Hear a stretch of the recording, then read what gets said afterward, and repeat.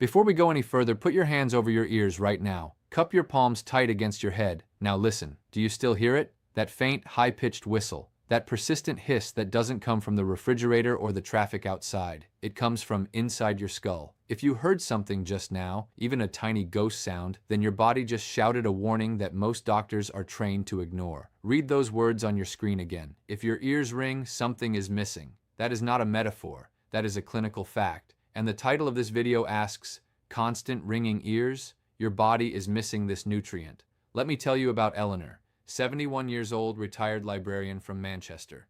Every night for 8 years, she woke up at exactly 2:47 a.m. She knew the time because the ringing in her left ear would scream like a kettle left on the stove. Her ENT specialist ran a hearing test. Perfectly normal, they said. They gave her a white noise app and a sleeping pill. Eleanor cried in her car, not because she was weak, because she knew something was wrong, and she was right. Here's what they didn't tell her, and what no one has told you either. A normal audiogram does not mean a healthy auditory nerve. That inside beep, that phantom sound, is what happens when your auditory nerve is literally short-circuiting. And why? Because your nerve is starving. Your doctor looked at your tests and called them normal. That is medical gaslighting. Your expectations should be silence, not a brochure for a masking device. So let's stop pretending. The ringing is not age-related hearing loss. It is a starvation signal. And I'm going to show you exactly how Eleanor turned off her alarm bell. Not by taking a dozen supplements, but by fixing 3 specific missing nutrients. Just 3. The rest are accelerants that we'll talk about in a separate video because they deserve their own deep dive. But if you master these 3, you get 80% of the way to silence. Before we dive into the nutrients, let me ask you a question that might keep you up tonight. Have you noticed that your ringing gets louder when you're tired, or after an argument, or when you try to read in a quiet room?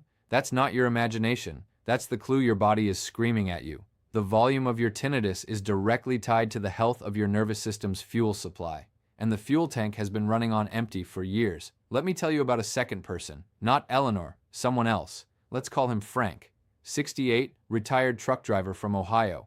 His tinnitus sounded like a diesel engine idling, 24 hours a day, 7 days a week. He told me, I've tried everything, ginkgo, acupuncture, ear candling, nothing worked. When I looked at his diet, he was eating healthy, frozen meals, low fat, low salt, but also low in everything his ears needed. His zinc was low. His B12 was borderline. His magnesium was non-existent. Frank is proof that you can try hard and still fail if you're targeting the wrong thing. We're going to fix that. Deep inside your skull, behind your eardrum, there's an artery so thin that a single red blood cell has to squeeze through it single file. It's called the labyrinthine artery. When your blood is thick with inflammation, from processed food, from stress, from missing nutrients, that pipe narrows. The hair cells in your cochlea start to suffocate. They don't die. They malfunction. They send ghost signals. Your brain doesn't know the difference between a real sound and a false alarm. That is your ringing. Now let's talk about the first missing piece. Zinc. Your inner ear holds one of the highest concentrations of zinc in your entire body, higher than your liver, higher than your pancreas. Why? Because hearing creates massive metabolic waste, a kind of cellular rust. Zinc is your rust remover. Without it, those hair cells oxidize and misfire like a faulty smoke alarm. But here is what your doctor never learned. You can eat all the zinc-rich foods in the world, oysters, beef, pumpkin seeds, and still be deficient if your gut isn't absorbing it. As we get older, and this starts earlier than you think, sometimes in your 40s, your stomach produces less hydrochloric acid. That acid is the key that unlocks zinc from food. So you're sitting down to a healthy dinner, but your body is just passing that zinc right through you, and it gets worse. If you drink tea or coffee with your meal, the tannins bind to zinc and flush it out. If you eat whole grains or beans, healthy yes, the phytates grab onto zinc like a thief. You are starving in the middle of a feast. Eleanor was eating a heart-healthy diet full of oats, brown rice, and 3 cups of tea a day. Her zinc level was at the very bottom of the lab's normal range. Her doctor saw that number and said, "Fine." I saw that number and saw a cochlea rusting from the inside. We started with just one change. No supplements yet. We swapped her morning tea for a handful of raw pumpkin seeds soaked overnight to reduce phytates, paired with a small piece of grilled chicken. That's it. 3 weeks later, Eleanor called me with a shaky voice. "The hiss is still there," she said, "but it's softer. It's like someone turned a dial." That was the rust starting to dissolve. Frank, the truck driver, had a different problem with zinc. He loved coffee, 6 cups a day. Each cup was binding to the zinc in his food and escorting it out of his body. We cut him down to 2 cups, moved them away from meals, and added pumpkin seeds to his morning oatmeal. 4 weeks later, he said, "The diesel sound used to be right behind my eyes. Now it's somewhere in the back of my head. That's progress." But zinc alone wasn't enough for Eleanor.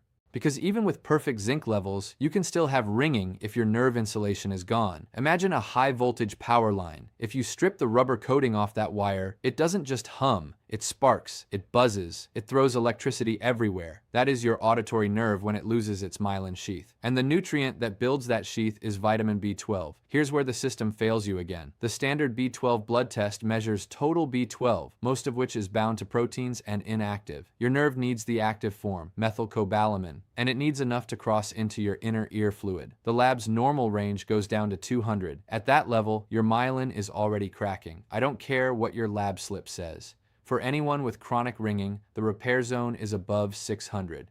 Eleanor's level was 220. Her doctor called it normal. Her doctor was wrong.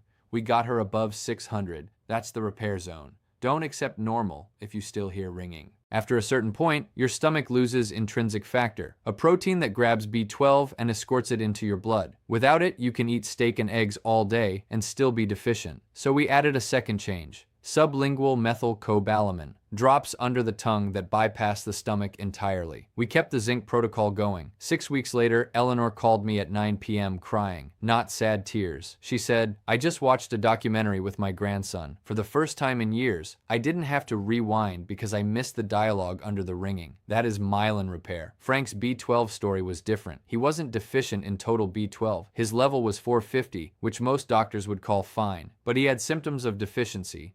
Tingling in his feet, brain fog, and that diesel engine sound. We tested his active B12, holotranscobalamin, and it was low. His body had plenty of B12 floating around but couldn't get it into his cells. Sublingual methylcobalamin fixed that. 6 weeks later, Frank said, "The engine sounds like it's moving farther away, like a truck passing me on the highway instead of idling in my living room." That's the myelin sheath thickening.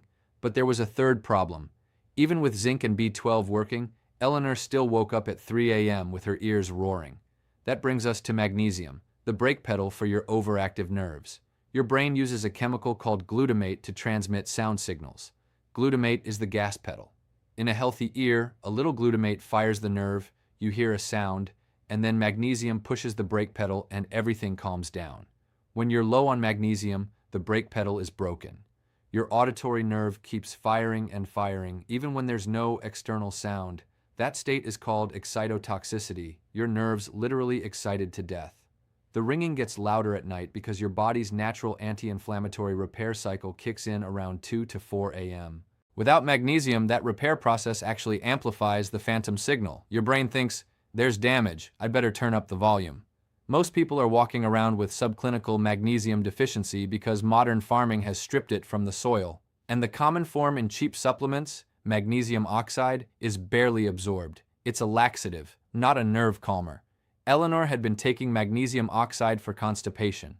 We switched her to magnesium glycinate, which crosses into the brain easily. That was our third change. 2 weeks later, she told me, "I slept through the night for the first time in 6 years. I didn't wake up to the ringing, I just woke up." Now, to be clear, Eleanor didn't start all three at once. We did zinc alone for 3 weeks, then added B12 for 6 weeks, then added magnesium. That way, when the ringing dropped, we knew exactly which nutrient was doing what. The zinc turned down the volume. The B12 cleared the static.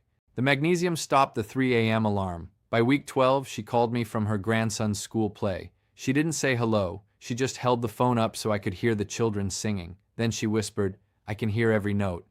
Frank took a different path. He started with magnesium first because his worst symptom was the nighttime roaring. Within 10 days, he was sleeping through. Then we added B12, then zinc. By week 10, he sent me a video of himself sitting in his truck with the engine off, and he was crying. "I can hear the birds," he said. That is the power of fixing the 3 core missing pieces in the right order for your body. Now I promised you a smaller tonight action. Not the whole dinner, just one thing. Here it is. Go to your kitchen or your local shop tomorrow. Buy a jar of magnesium glycinate. Not oxide, not citrate. Take 1 capsule with your evening meal. For most people, it's gentle. But if you feel drowsy, that's actually a sign it's calming your nervous system. Just don't take it before driving. That single step will start calming the glutamate storm in your auditory nerve. You may feel nothing for a few days, but by the end of week 1, many people notice that the 3 a.m. roar is quieter. That's your brake pedal starting to work. If you want to go further, add the pumpkin seeds for zinc and the sublingual B12. But if you do only one thing tonight, make it magnesium glycinate. That is your micro action. Now let's talk about the hidden reason your ringing might be getting worse every year. It's not just missing nutrients, it's also the stress cycle. When you're anxious about the ringing, your body releases cortisol. Cortisol tells your kidneys to dump magnesium. Lower magnesium means less brake pedal. Less brake pedal means louder ringing. Louder ringing means more anxiety. More anxiety means more cortisol. It's a vicious loop that can keep you trapped for decades. The way out is to break the cycle anywhere. Magnesium is the easiest place because it lowers anxiety and lowers ringing at the same time. That's why I prioritize it for most people. Eleanor needed magnesium more than anything else. Frank needed B12 first. Your body will tell you if you listen. But there's another hidden danger that nobody talks about: your sleep position. If you sleep on your side with one ear pressed into the pillow, you're cutting off blood flow to that labyrinthine artery. The ringing gets louder because the cells are suffocating. Try sleeping on your back with your head slightly elevated, or use a donut pillow that doesn't compress your ear. Eleanor switched to a cervical support pillow and said the ringing dropped another 10% in 2 nights. That's free. That's easy. And most doctors would never think to mention it. Now, I know you've heard about vitamin D3 and omega-3s. They matter. They absolutely matter. But they are accelerants, not essentials. D3 is the repair foreman. Without enough D3, your body can't produce the proteins that rebuild damaged hair cells. Omega-3s are the blood lubricants. They make your red blood cells flexible so they can squeeze through that tiny artery. You can get to silence without them, but you'll get there faster with them. Let me give you a quick preview of how D3 works because it's too important to skip entirely. When sunlight hits your skin, your body makes D3. D3 travels to your liver, then your kidneys, then becomes active. That active D3 enters the nucleus of your cochlear cells and turns on genes that produce anti-inflammatory enzymes. Without D3, those genes stay silent. Your ears never get the order to repair. That's why people with low D3 have louder, more persistent tinnitus. One study from 2025 found that raising D3 from 20 to 50 ng/mL reduced tinnitus severity by 40% in 12 weeks, even without changing anything else. But again, that's an accelerant. Focus on zinc, magnesium, and B12 first. When you're ready to go all in, here's the auditory rescue dinner. Take a fillet of wild-caught salmon. Frozen is fine if it's wild. Bake it with sea salt and lemon. On the side, a heaping cup of baby spinach, raw or lightly wilted, packed with magnesium. Top that spinach with 2 tablespoons of raw pumpkin seeds for zinc. Crush 1 clove of fresh garlic over everything. Grate a ½ inch of fresh ginger on top. Drizzle with extra virgin olive oil. Add a 1/4 teaspoon of turmeric with black pepper for absorption if you have joint pain. And for dessert, 3 squares of dark chocolate, 70% cocoa or higher, because cocoa is surprisingly rich in magnesium. But let me be clear, this dinner is for when you're ready to add the accelerants, D3 and omega-3s. If you only want the core 3 nutrients, just eat the pumpkin seeds and spinach with any protein, chicken, eggs, or beans. That's it. The salmon, the turmeric, the chocolate, those are bonuses. They speed things up, but they're not required to start. Eleanor ate that full dinner 5 nights a week for 3 months, on top of her 3 supplements. But remember, she started with just the pumpkin seeds, then added the B12, then the magnesium, 1 step at a time. Frank never ate salmon, he hated fish. Instead, he took a molecularly distilled fish oil capsule for omega-3s and ate sardines twice a week. It worked just as well. Don't let perfect be the enemy of better. I'm dedicating a separate video to D3 and omega-3s because they deserve their own deep dive. How to get them from food, how much you need, and why they cut your recovery time in half. If you haven't subscribed yet, tap that button now so you don't miss it. Before I let you go, I need to tell you something that might make you angry, but you need to hear it. While you've been trying to fix your ears, you might have been accidentally poisoning them. Common over-the-counter pain relievers like high-dose ibuprofen and naproxen, certain diuretics for blood pressure, even high-dose daily aspirin, more than 325 milligrams. These are called ototoxic drugs. They cause direct chemical damage to your cochlear hair cells. The very pill you take for your arthritic knee could be chemically burning the cells that allow you to hear silence.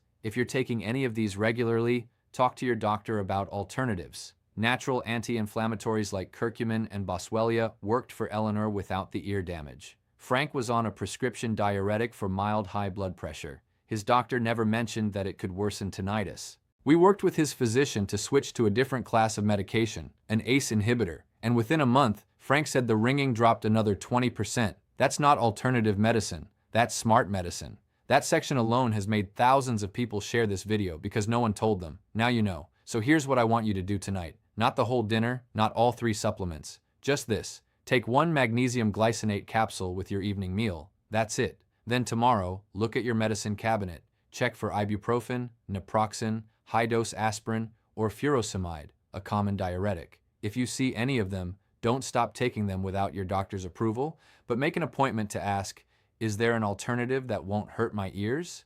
That one conversation could change everything. Then come back to the comments and write how long your ears have been ringing. 1 year, 5 years, 20 years. And write one thing you're going to try tonight. The magnesium, the pumpkin seeds, or the pillow change. I read every single one. And then share this video with one person you love who suffers in silence. Your spouse, your sibling, your neighbor who always asks you to repeat yourself, because chances are their ears are ringing too and they've been told the same lie, that nothing can be done. That lie ends tonight. Lie down, close your eyes, and listen for the silence. It's closer than you think. One last thing before you go. If you try the magnesium glycinate and you feel nothing after a week, don't give up. Some people need 2 weeks. Some need a different form. Magnesium threonate crosses the blood-brain barrier even better. Some people need to fix their gut first with probiotics because poor absorption is the real problem. That's why I can't give you a one-size-fits-all prescription, but I can promise you this. The ringing is not random. It is not just aging. It is a solvable problem for the vast majority of people who are willing to feed their nerves what they're starving for. Eleanor got her silence. Frank got his silence. You can get yours. Now go take that magnesium. I'll see you in the next video.